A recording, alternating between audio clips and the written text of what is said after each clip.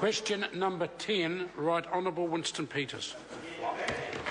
Mr. Speaker, my question is to the Prime Minister and asks, does he still stand by his statement yesterday when asked whether he was satisfied that the New Zealand Security Intelligence Service has always operated lawfully under his leadership? And I quote him, "As far as I am aware, yes," end of quotes. Honourable Bill English on behalf of the Prime Minister. On behalf of the Prime Minister, yes.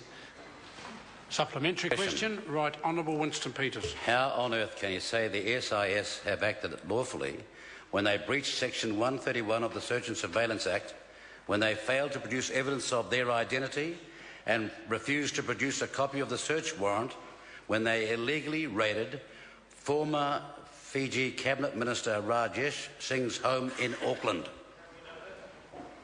Honourable Bill English. Mr. Speaker, if the member or anyone believes that there was anything unlawful about the conduct of the SIS, they can have two avenues of complaint, to the Inspector General of Intelligence and Security or to the police, and I'd suggest that if the member believes there was unlawfulness, that he takes the matters up with the people with the capacity to deal with them.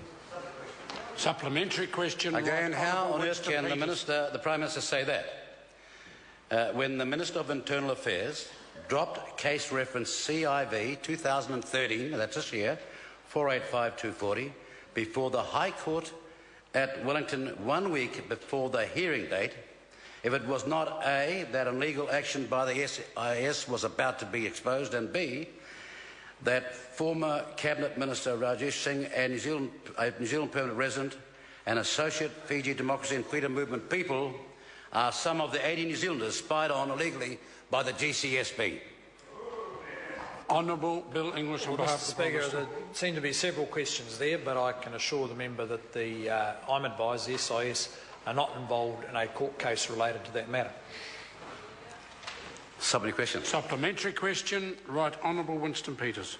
Can I ask the Prime Minister, was an arrangement made between the Fijian military regime and the New Zealand government to spy on former Fiji Cabinet Minister Rajesh Singh and other members of the Fiji Democracy and Freedom Movement living legally in New Zealand?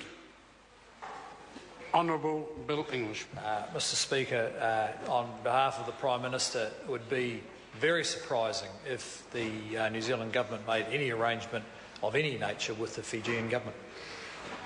Question. Supplementary question, Right Honourable Winston Well, Peters. if that's remotely true, then why then did the commander of the Fijian Land Forces, Colonel Mosesi Tikoatonga, text Mr. Singh saying he was about to be raided by the SIS at the exact time the raid was happening? Honourable Bill English. Mr. Speaker, I have no idea.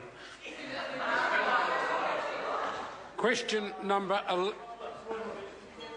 Point of order. Right Honourable Winston Mr. Speaker, Peters. this Minister has had 24 hours to answer questions on this subject. The point is that the same person in the Marshall Islands got up and said, "Put up or shut up." Now, sir, I'm asking questions and I'm not getting any answers at all on what is probably demonstrably illegal activity, and the Prime Minister knows it. Order. The member is welcome to go back and look at his question. His question was, is it true that a particular gentleman in Fiji texted somebody in New Zealand? And the Prime Minister, or the Minister acting on the Prime Minister, said he had no idea. Question number 11, Chris Hipkins. Order. Can I just understand clearly that this is a fresh point of order? Not Yeah, it's a any fresh way- point of order because it goes to the ambit of all the questions that were asked by way of supplementary question today. And the Prime Minister, or whoever's standing in for him, didn't seem to know the answers to any of them. When, in fact, sir, the court case is on record. The Internal Affairs action which is associated with the SIS is on record. The texts are available because the SIS took... Order. The member will resume his seat. He is now relitigating rulings not only that I've just given, but rulings that I gave yesterday. The member is welcome at this stage to stick around for the debate. Question number 11, Chris Hipkins.